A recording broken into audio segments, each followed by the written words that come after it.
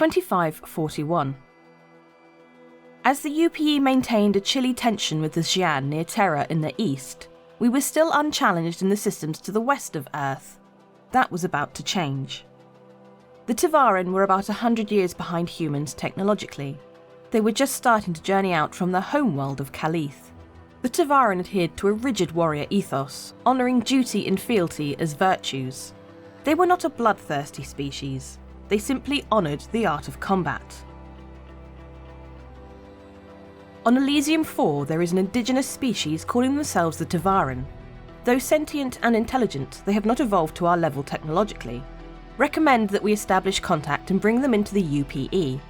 It's a wonderful opportunity to elevate the species into the modern era. The UPE reached out to the Tevarin.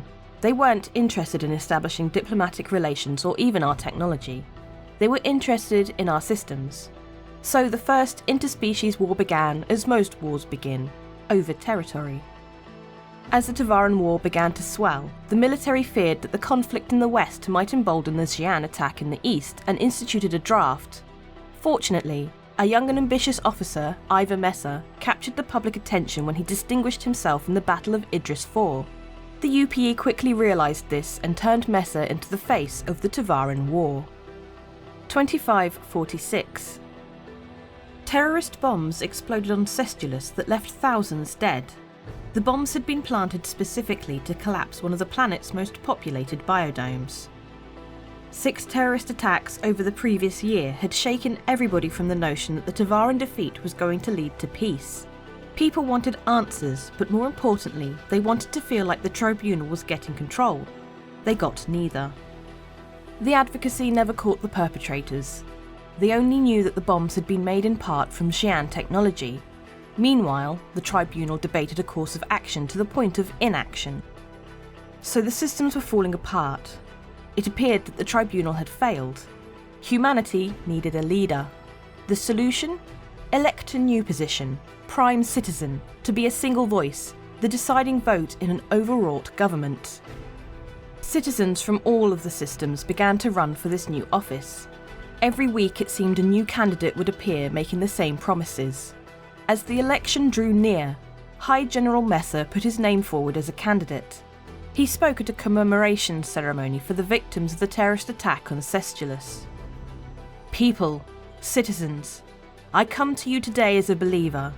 I believe that we have a great and vibrant history. I believe that there are so many more wonderful things to discover. I believe in humanity.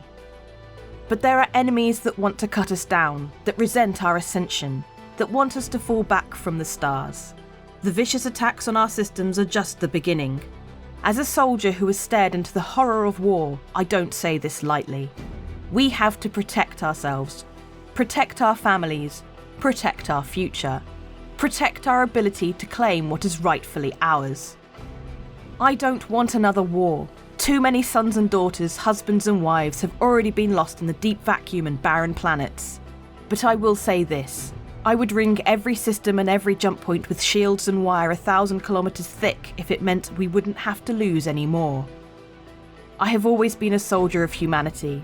Give me this chance to keep you safe, to keep the threats and violence of species not as civilized as us far away, so we can take our rightful place in the galaxy. Believe in me like I believe in you. Believe in humanity. High General Messer spoke with a conviction that made him easy to believe.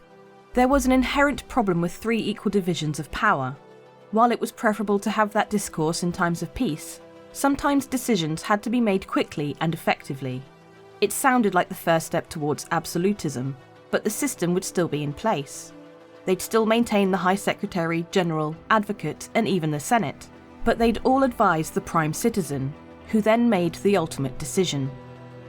Like High General Messer said after introducing the Prime Citizen motion, every ship needs a captain. I saw NordVPN once. I was in a forest, late at night. I'd got lost, and then I heard it, an unearthly sound as if the wind was talking to me. NordVPN.com/BoredGamer. Then I saw him run at me. He was so free, almost as if he could be anywhere in the world. America, France, Australia. He was so secure, protected in layers of encryption that I could not even fathom. So majestic. Well, I heard that NordVPN was as big as a bear and could kick your head off.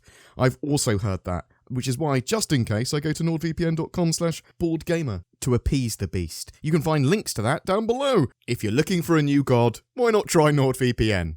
Every month we have a ship giveaway. This time for May, to celebrate Star Citizen Alpha 3.17's release, we're giving away 3 prizes to 3 separate winners. An Origin 100i luxury starter ship, a consolidated Outland Nomad versatile freighter, and an Aegis Avenger Titan multi-role ship.